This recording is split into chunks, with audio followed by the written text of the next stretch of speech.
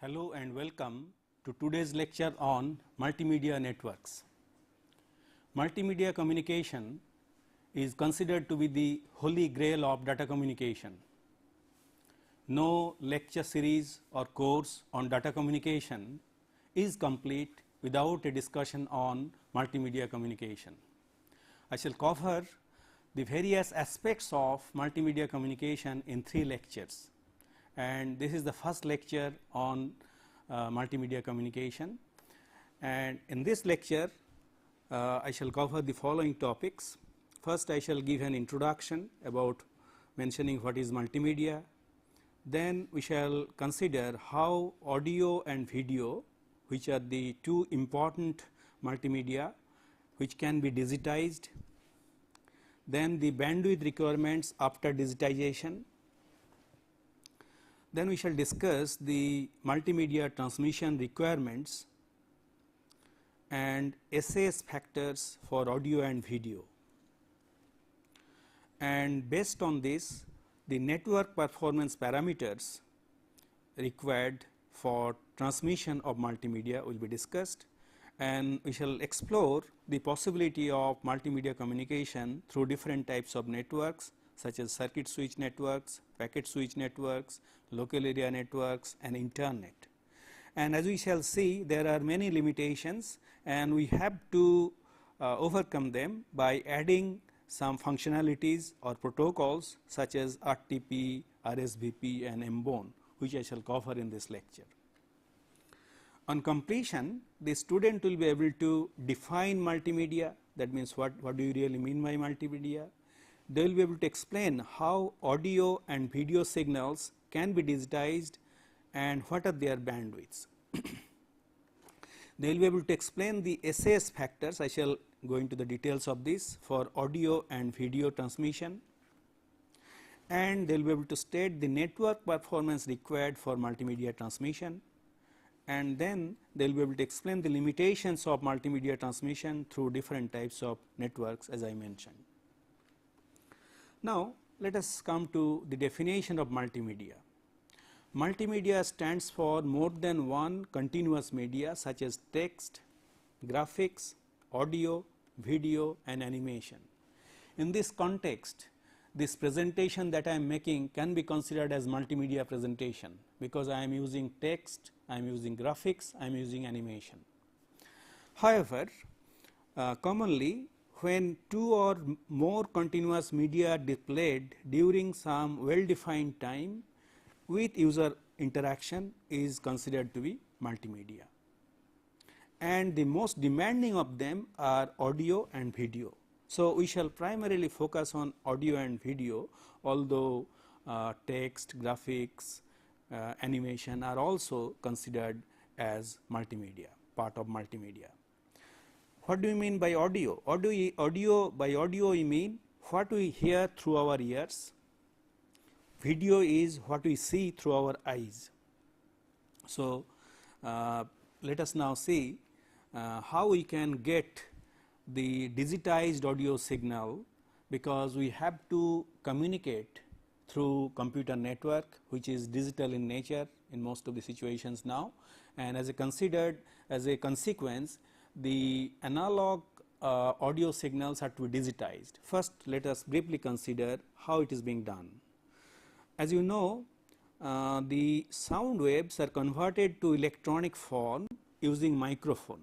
Microphone is used to convert that sound waves in air to electronic form. then that is obviously is analog in nature.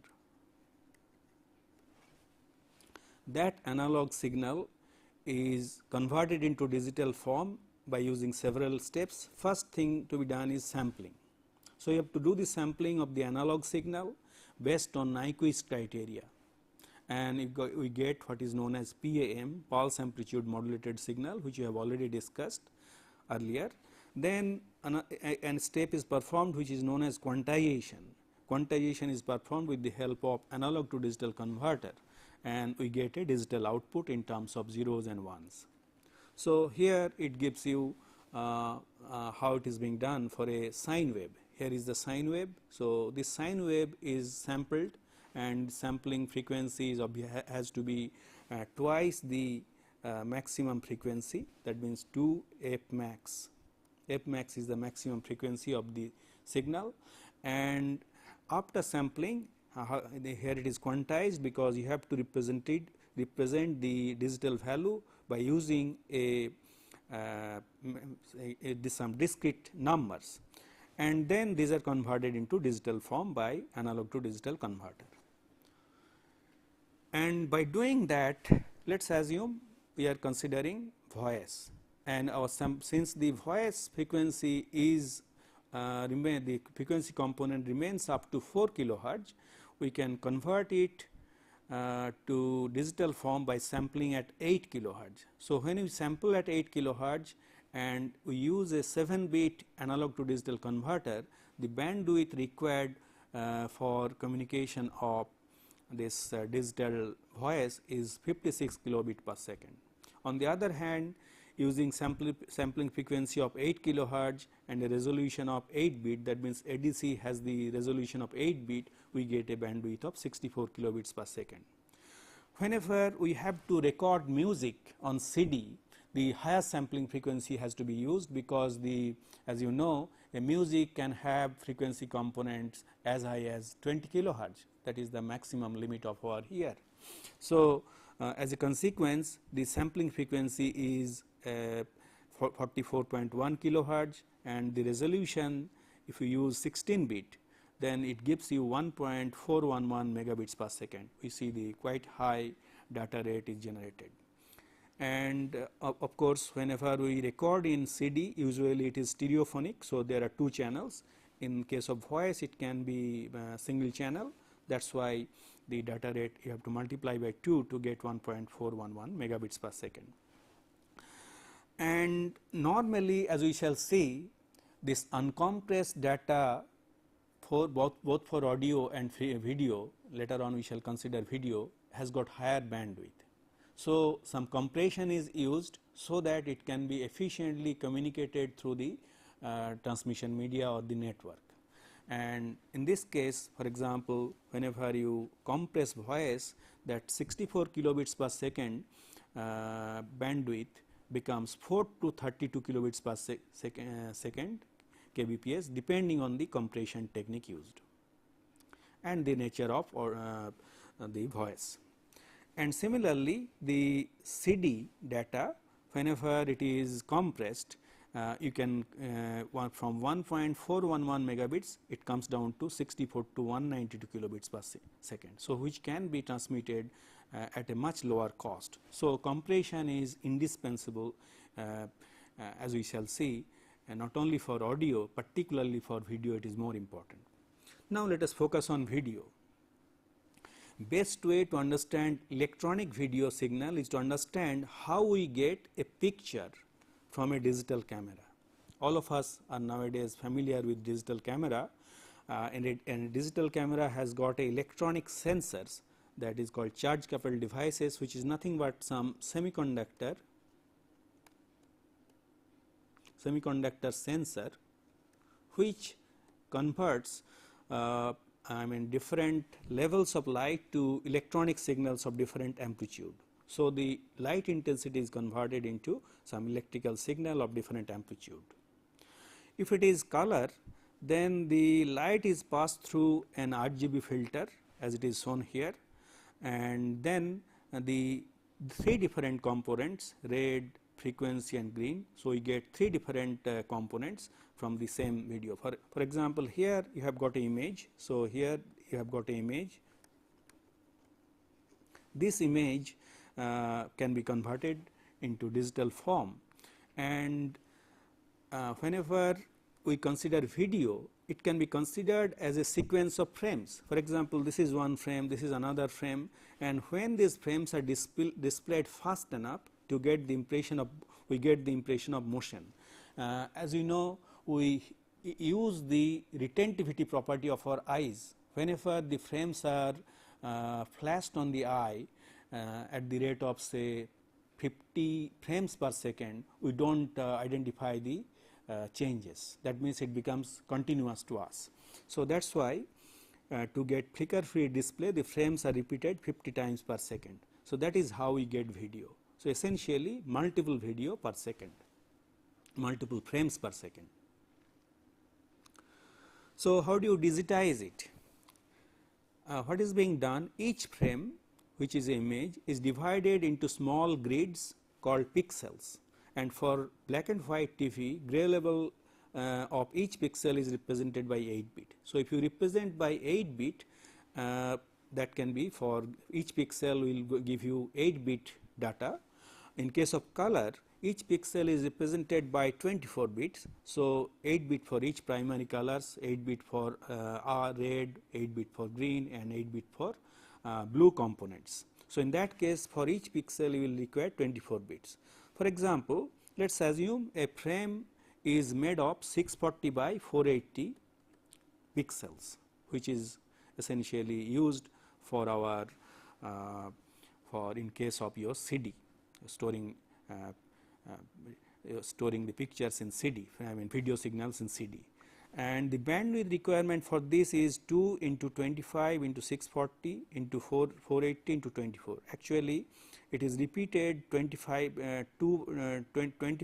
frames per second 2 times, and these are the number of pixels, and here is the number of bits per pixel, and that gives you 368.64 megabits per second. So, you see quite high data rate is necessary, and this is too high for transmission without compression through internet. So, compression is a must, particularly for video. So, here an example is given. So, this is a frame and it is divided into 640 by 480 pixels, and that you get from a video digital camera. For example, a 3.1 megapixel digital camera provides the following resolution. In the highest resolution you get 2048 into 1536 pixel, that means in this direction 2048, and in this direction you get, in the y direction you get 1536, and if you want lower resolutions, then it can be 1600 into 1200 or 1024 into 768, or it can be 640 into 480. Now, for different applications we want different resolutions. For example, for high density TV, HD TV, the number of pixels required is, for horizontal it is 1920, for vertical it is 1080, and using 24 bit for as the resolution and 60 frames per second, that gives you 2986 megabits per second. So, it is quite high, and it cannot be sent by using most of the networks. For our standard TV, you require 720 into 576 pixels, and for each pixel giving 24 bits, and 25 frames per second gives you 249 megabits per second. That too is quite high. For VCR, it is 640 into 480, and again by using 24 bits and with 25 frames per second you get 184.32 megabits per second. And there are two other standards which are CIF and QCIF, which are primarily used for video conferencing. There the data rates are small, I mean the pixel number of pixels used is smaller for lesser bandwidth. For it is for CIF it is 352 into 288, and 8 bit is used for giving the resolution, and 15 frames per second gives you 12.156 megabits per second. and for QCIF for low resolution multimedia video conferencing 176 into 144, that is the frame, and 8 bit per pixel and 10 bits for 10 frames per second gives you 2 megabits per second. So, you see it varies from about 3000 megabits per second to 2 megabits per second for different applications. So, this requires compression, and with compression it gets converted to you can see 2986 megabits per second gets converted to 25 to 34 megabits per second. This can be transmitted through many computer networks that we have already discussed using MPEG-3. That is a compression technique which we shall discuss later. Then your TV quality signals which requires in 249 megabits per second in uncompressed form gets converted to 3 to 6 megabits per second by using MPEG-2 technique, and VCR quality signal requiring 184.3 megabits per second in uncompressed form can be converted to 1.5 megabits per second by using MPEG-1.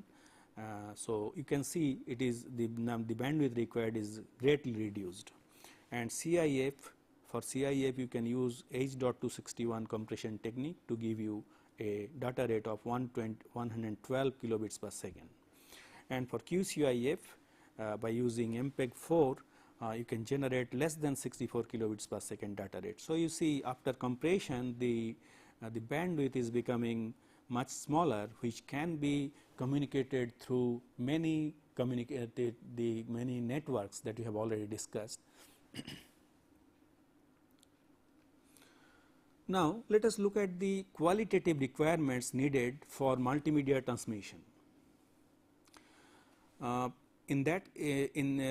identifying the qualitative requirements, two things are necessary. First one is the response of the human ear. What is the frequency range? As you know, our ear can hear from 20 hertz to 20 kilohertz. That is the range of frequencies our ear can hear. Of course, for dog and other animals it can be higher frequencies. And one important property of our ear is it is sensitive, more sensitive to changes of the signal levels rather than the absolute values.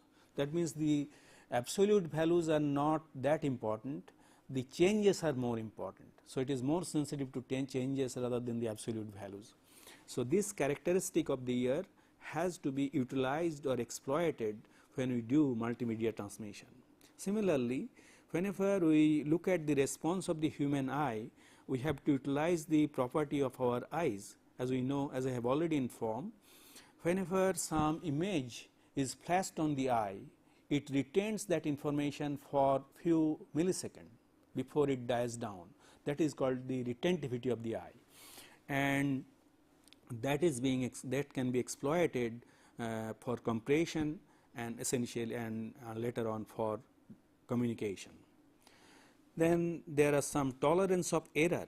There will be some error will take place as you communicate through some network, and particularly higher error rate tolerance is there for uncompressed signal, and whenever it is compressed, then the tolerance of error, I mean it is less tolerant to error. Later on, as we discuss the compression techniques in the next lecture, it will be evident why whenever an error occurs, it is less tolerant for compressed and it is not that much tolerant for uncompressed signals.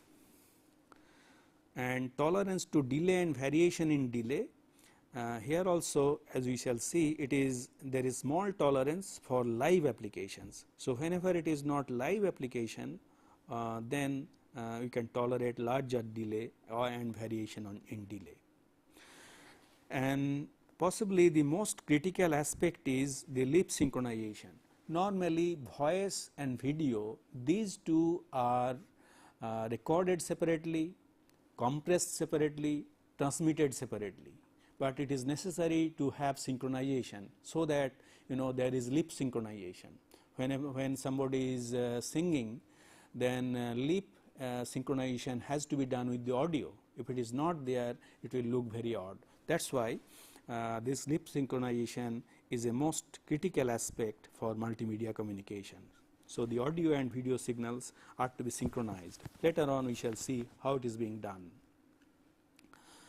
Now, the requirements, the performance parameter for multimedia communication is expressed in terms of a parameter known as synchronization accuracy specification factor, SAS factor, and this SAS factor is specified with the help of 4 parameters, and essentially it specifies the goodness of synchronization. As I was telling, multimedia is essentially 2 continuous streams of data is coming, one for audio, another for video, then it is to be synchronized, and how good is the synchronization is possible, that is being expressed with the help of these SAS factors, which is represented by 4 parameters. One is delay. So, delay is essentially the acceptable time gap between transmission and reception. So, as the here you have got a transmitter, it is passing through a network and it is going to the receiver. This is your receiver, this is your transmitter, and obviously there will be some delay depending on the communication media. If it is satellite, it will have long delay. If it is local area network, the delay will be very small. So, depending on the network, the delay will vary. Second important parameter is delay jitter. Delay jitter is essentially the instantaneous difference between the desired presentation times and the actual presentation time of the streamed multimedia objects. Let us see with the help of this diagram. So, suppose these are the presentation times for different multimedia objects. Now, because of the variation of delay, it may reach here, or it may reach here, or it may reach somewhere here, or it may reach here. So, at different points with respect to the original or actual presentation times. So, this is called the delay jitter. So, delay jitter represents the variation in delay, that instantaneous difference between the desired presentation times and the actual presentation time of the streamed multimedia objects. On the other hand, the delay skew is the average difference between the desired and the actual presentation time. It gives you the average value. For example, here possibly immediately after synchronization it reaches here, then it reaches little earlier, a little later, or here it reaches still little later, here it reaches still little later, here it reaches still little later, and so on. That means the skew, the difference is increasing. The average value is increasing with time. So, in this direction you have got your time. So, this is being explained by the delay skew. This parameter specifies the delay Q. Fourth parameter is the error rate. The digital signal that is goes through the transmission media or the network, some error is committed, that is represented by the bit error rate. That means the number of bits in error,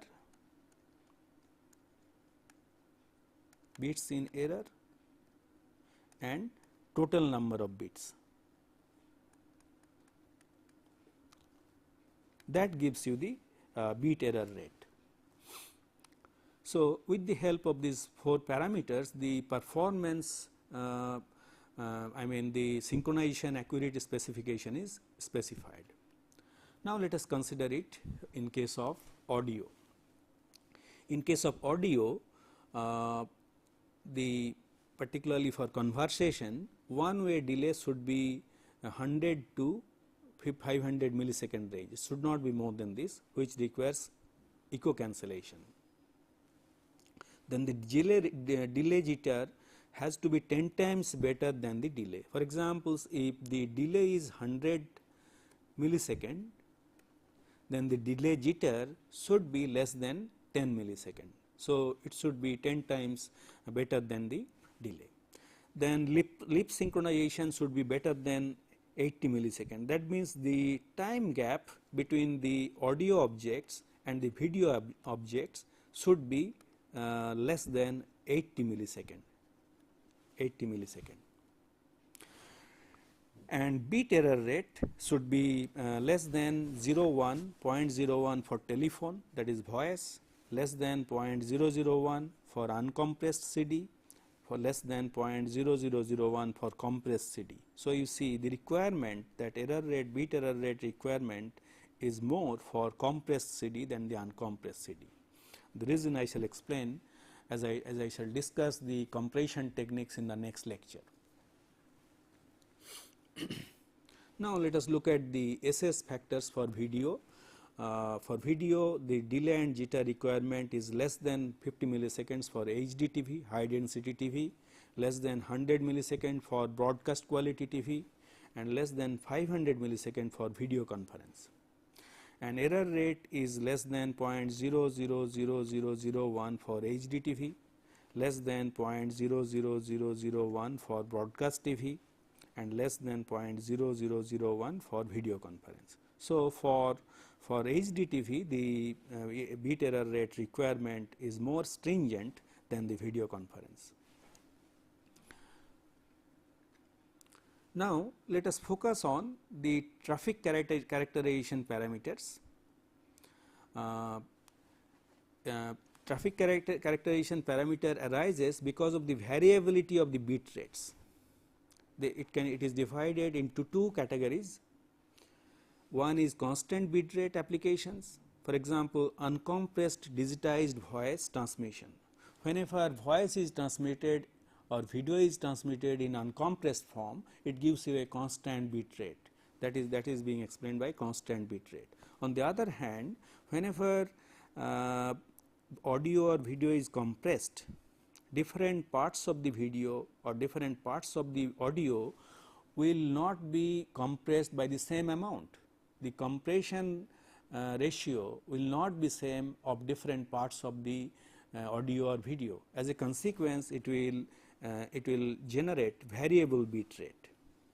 So, video transmission using compression leads to variable bit rate, and particularly you will see that most multimedia applications generate VBR traffic, that means variable bit rate traffic, and this variable bit rate traffic is the cause for burstiness in the traffic, and this burstiness ratio is expressed as the ratio of mean bit rate by the peak bit rate, that means the mean bit rate, which is the average bit rate, and by the peak bit rate. So, this ratio gives you the burstiness of a particular application. Now, having discussed the parameters required for multimedia transmission, now let us focus on to the networks. And the performance of networks are specified with the help of network performance parameters or NPPs. And there are four, again here you have got four parameters. First one is a throughput. Throughput is the effective rate of transmission of information bits. For example, Ethernet has the data rate of 10 megabits per second, 10 Mbps, 10 megabits per second. However, although the data rate is 10 megabits per second, the throughput is much less. It can be 3 megabits per second. You may be asking why. The reason for that is in Ethernet, as you know, there may be collision, and because of collision there will be retransmission or delay in transmission. So, because of all these things, the overall throughput, the rate at which the data will be delivered is much less than 10 megabits per second. So, that is why throughput can be lesser than the data rates. Then comes the delay. Delay is the time required for a bit to traverse through the network. It is essentially the end-to-end delay. As I explained, end-to-end delay is important, and depending on the network you are using, it can be different. For example, for satellite communication, the round trip delay, as you know, is quarter of a second. For LAN it will be very small, and for other wider networks it will be less than 1/4 of a second, but definitely it will be much higher than the local area networks. And maximum that can be tolerated is 250 millisecond, that is the maximum network performance parameter that is specified, and delay variance, that is a variation of delay as a packet traverses through the network, and this can happen because of various reasons. As you know, whenever an application is sending data, it has to be packetized, then there will be transmission time, there will be propagation time. There are three factors: packetization, transmission time and propagation time, and because of these three parameters and their variations, in some cases it will be store and forward type, and because of all these things there will be delay variance, and this variation of delay is expressed as the delay variance, and it should be maximum, it should have maximum value of 10 millisecond. Then error rate is specified in various ways. First one is bit error rate, which I explained, then packet error rate, which is the number of packets in error per unit time, and bit error rate is essentially number of bits in error per unit time, and packet loss rate is the number of packet lost per unit time, and cell loss rate is the number of cells lost per unit time. So, depending on the network, it can be packets, it can be cells. For example, for ATM it will be number of cells sent per unit time, and number of cells in error is expressed as cell error rate. Now, these values of network performance parameter as compared to the bandwidth and SS factors. So, bandwidth and SS factors of the application of multimedia transmission has to be compared with the values of the network performance parameter to determine the QA, quality of service of the network. So, quality of service of the network will be determined by comparing these two. So, quality of service has to be identified, and better the quality of service, good is the network. Let us now consider different types of networks and see how capable they are in for multimedia communication. First, we shall focus on circuit switch networks. We have already discussed different types of circuit switch networks. The first one and the most popular one is the public switch telephone network, or PSTN. We have already come out of the era of plain old telephone service, which was analog. Now, in most of the places it has been replaced by digital. That is why I am telling PSTN, public switch telephone network, which gives you data rate of 64 kilobit per second. But this is definitely not enough. This bandwidth data rate is not enough for real time video. So, this is excluded for video, for multimedia communications. However, we have seen that by that ADSL is the broadband service based on the public switch network that can give a bandwidth data rate of 1.544 megabits per second to 6.1 megabits per second over a small distance. So, this can be used for video on demand. We shall discuss about this application, video on demand, in detail later on, and also for internet access at home. So, this ADSL, which is based on PSTN, can be used for multimedia communication. Then comes the ISDN. ISDN has got two different interfaces, BRI, basic rate interface, and primary rate interface, giving the data rate of 144 to 192 kilobits per second or 1.544 megabits per second respectively.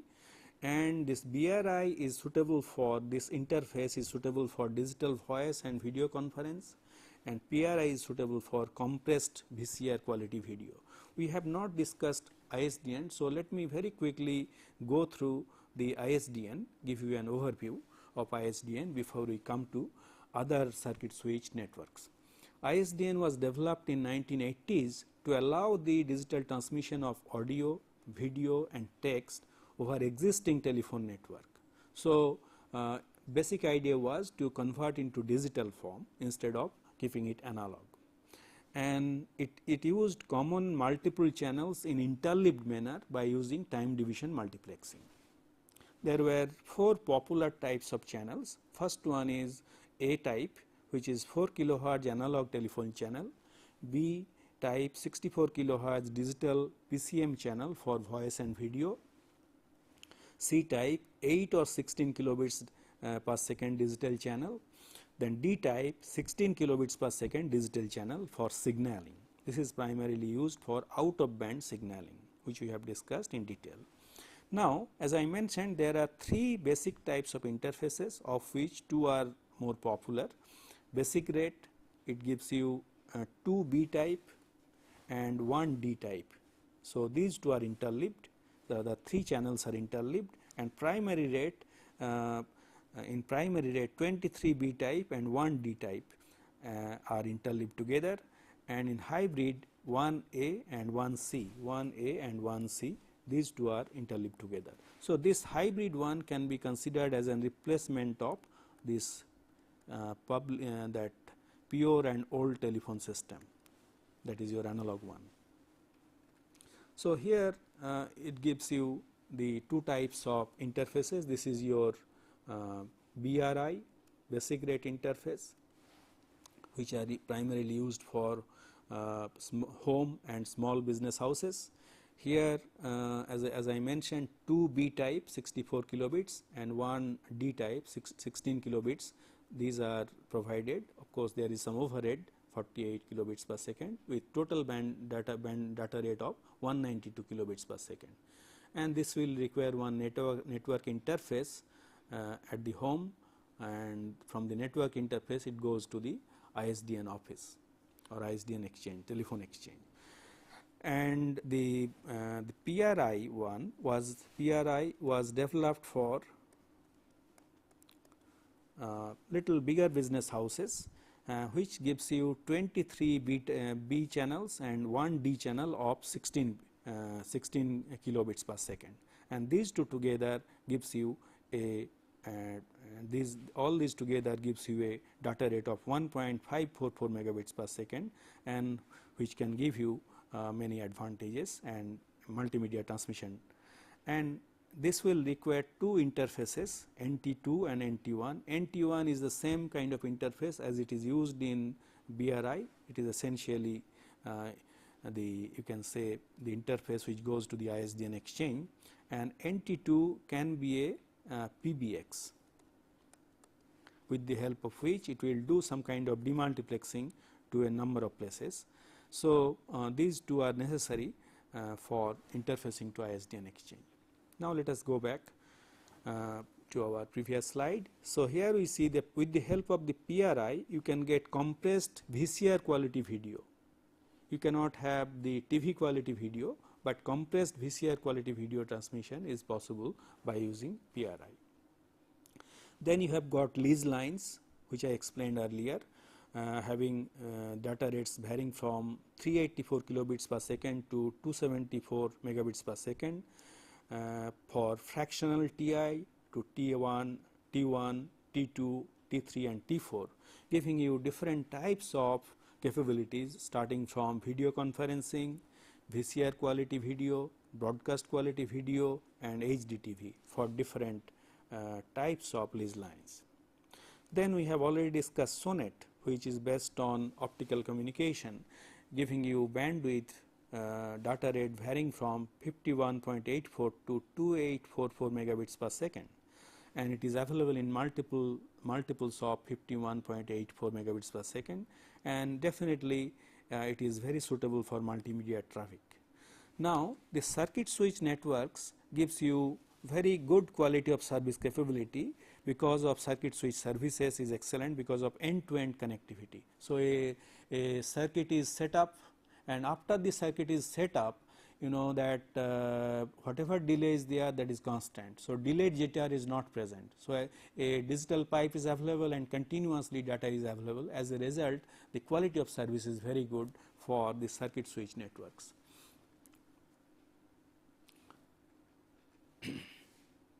Now, let us focus on the public switch networks. As we discussed, the public switch networks has got two options. One is that virtual circuit type, another is datagram service type. So, in case of virtual circuit type, as we know, it establishes a end-to-end connectivity before data communication, and all the data goes through the same path or same route, which is not true in datagram service. As a result, there is no end-to-end connectivity. Obviously, in terms of quality of service, the VC based connection is better than the datagram based connection. So, for multimedia communication, we shall prefer this virtual circuit based public switch network, packet switch network, than this datagram type connectivity, because it gives you better quality of service. And here are the examples of packet switch networks. We have already discussed X.21, which gives you data rate of 64 kilobits per second. Obviously, it is not suitable either for audio or video traffic. On the other hand, frame relay, which gives you data rate of 56 kilobits per second to 1.544 megabits per second, is better than X.25. So, for some applications this can be used. On the other hand, SMDS, which gives you much higher data rate, 1.544 megabits per second to 46 megabits per second, can carry multimedia traffic. So, let me very briefly consider why X.25 is not suitable, because it gives you error detection and correction over every hop. As a consequence, it involves lot of overhead and delay, and since the bandwidth, as I said in the beginning, it is 64 kilobits per second, but nowadays higher bandwidths are also available, but those limitations are still there, and it cannot do bandwidth reservation, it cannot do multicasting, which is very important in case of multimedia communication. So, multimedia communication cannot run on X.25, as I said. For frame relay, again there is no end-to-end error and flow control. As a consequence, it is better suited for multimedia communication, having higher bandwidth. So, it may carry multimedia depending upon the detailed specification of the multimedia application. Now, I mentioned about that SMDS, which is switched multi-megabyte data service. Unlike X.25 and frame relay, SMDS is connectionless. So, as a consequence, because of this it is connectionless, it can be used for multimedia traffic, but it is not designed to provide quality of service. However, it gives you good smaller delays, less than 10 millisecond and so on. So, it can be used for multimedia traffic. Now, let us focus on the local area networks. We have already discussed various types of local area networks, and here is the summary. First one and the most popular one is the Ethernet, which has the speed of 10 megabits per second, but as I said, the throughput is much smaller than the actual speed. So, throughput can vary from 3 to 9 megabits per second, and obviously it is not suitable for multimedia because of non-deterministic nature of traffic. A particular packet may suffer a large number of collisions, and not only that, a particular packet or frame may get discarded. If it suffers a large number of collisions, there is a possibility that a packet will not be delivered. So, as a consequence, Ethernet is not really suitable for multimedia traffic. On the other hand, switched Ethernet, which gives you speed of 10 megabits per second, but it has much higher throughput because of that the bandwidth is not shared in this case. As a result, it gives you higher throughput, and it is suitable for stored multimedia communication. We shall discuss about the different types of multimedia application: stored multimedia, live multimedia, and interactive multimedia. Later on we shall discuss about it. So, this is suitable for this type of applications. Then comes the fast Ethernet, which gives you speed of 100 megabits per second, and throughput in the range of 40 to 90 megabits per second. So, it is suitable for both stored and live multimedia. And nowadays you know that most of the LANs are having gigabit Ethernet backbone along with the fast Ethernet distribution system. So, in a hierarchical system, your that backbone network is by gigabit Ethernet, and other parts at the lower level you have got fast Ethernet networks. In such cases, this the multimedia, live multimedia communication is possible in such type of local area networks.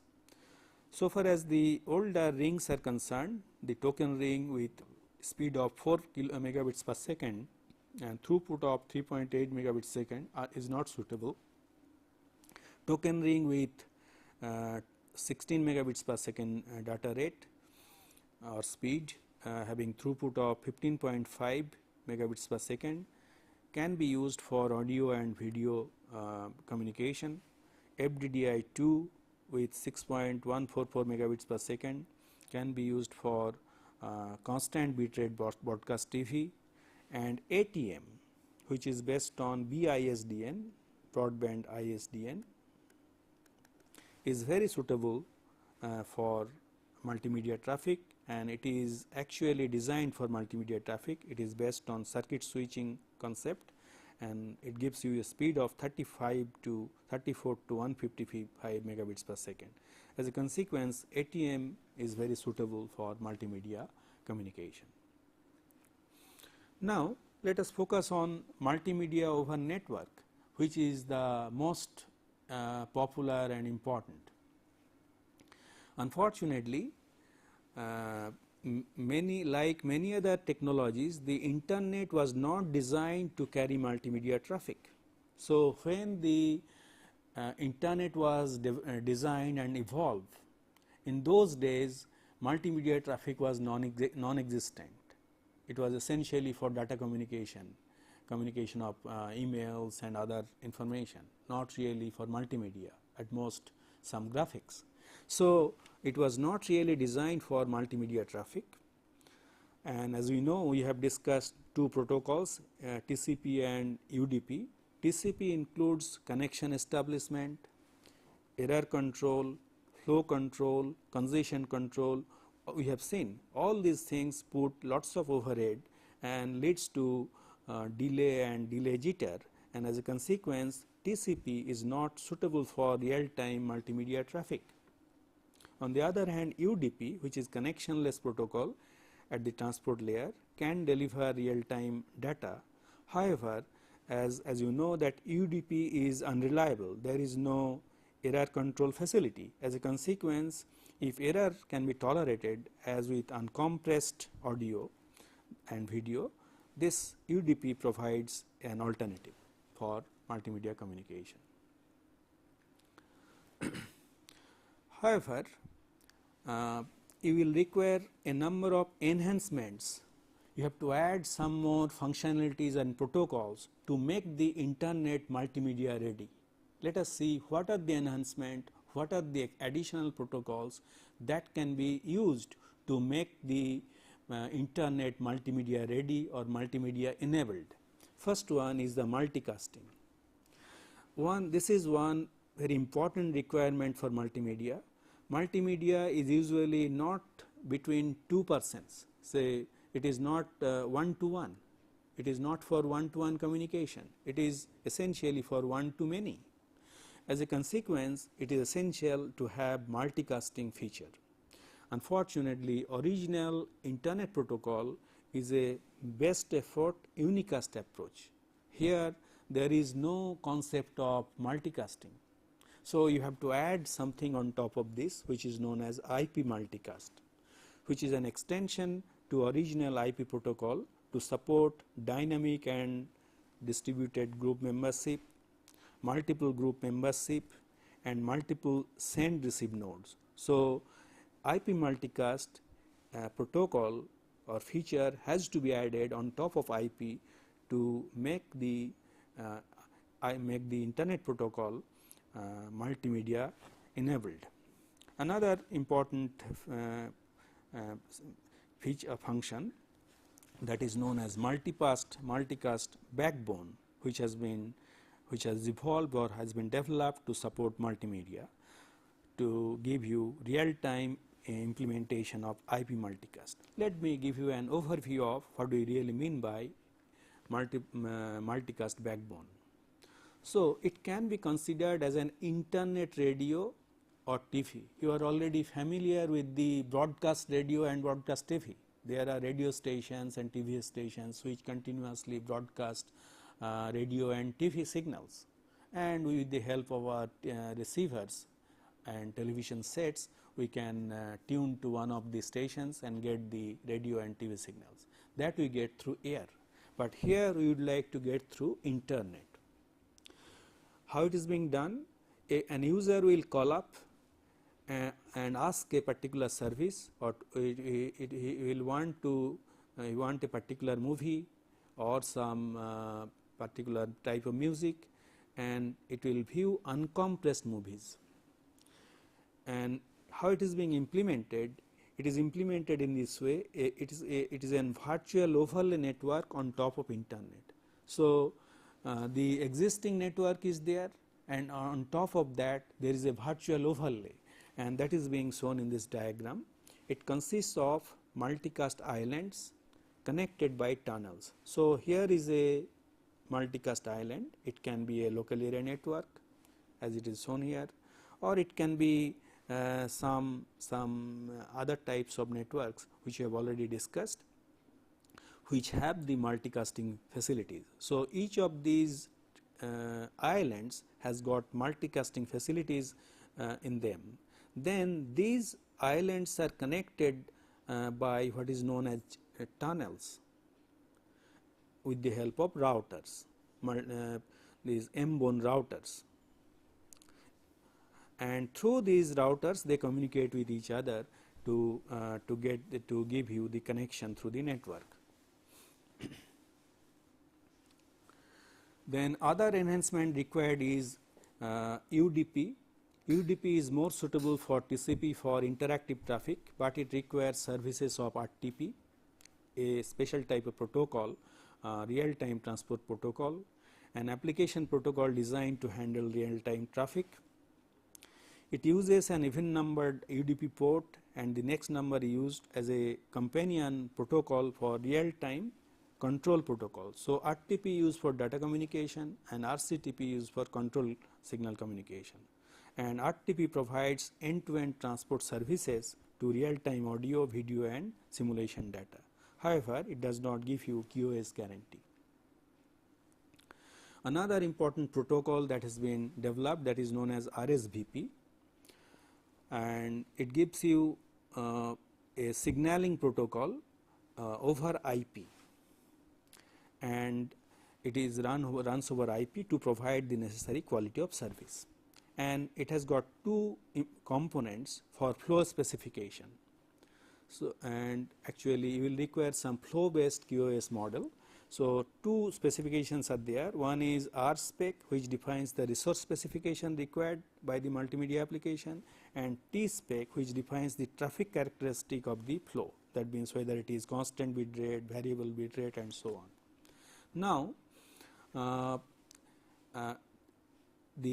with the help of this RSVP protocol, the resources can be reserved along the path by using path messages and reservation messages, which is sent by the receivers, and on each node RSVP attempts to reserve resources to be able to provide the requested quality of service, and it can run over IPv4 and IPv6, and it is scalable and allows dynamic group membership and routing changes. Let us see how it really works. So, you see, from the sender the path messages go to different receivers, then the reservation is done by different receivers by sending their requests. However, it also allows reservation merging. For example, from receiver 3 and 2, the bandwidth reservation is 3 and 2, which can be merged to have 3 megabits per second, and see this 3, and from receiver 2 it is 5 megabits seconds and merged to get 5 megabits per second bandwidth. So, 5 megabits per second is the merge bandwidth which is required by the sender. This is how the bandwidth can be reserved. Now, let us give you the review questions based on this lecture. First one is, what do you mean by multimedia? Second question is, what is SAS and what role it plays in multimedia communication? Third question is, explain the function of NPPs in multimedia communication. Fourth question is, distinguish between BRI and PRI of ISDN. Fifth question is, explain the role of RTP and RCTP. Now it is time to give you the answer to the questions of lecture number 35. First question was, what is the main function of UDP protocol?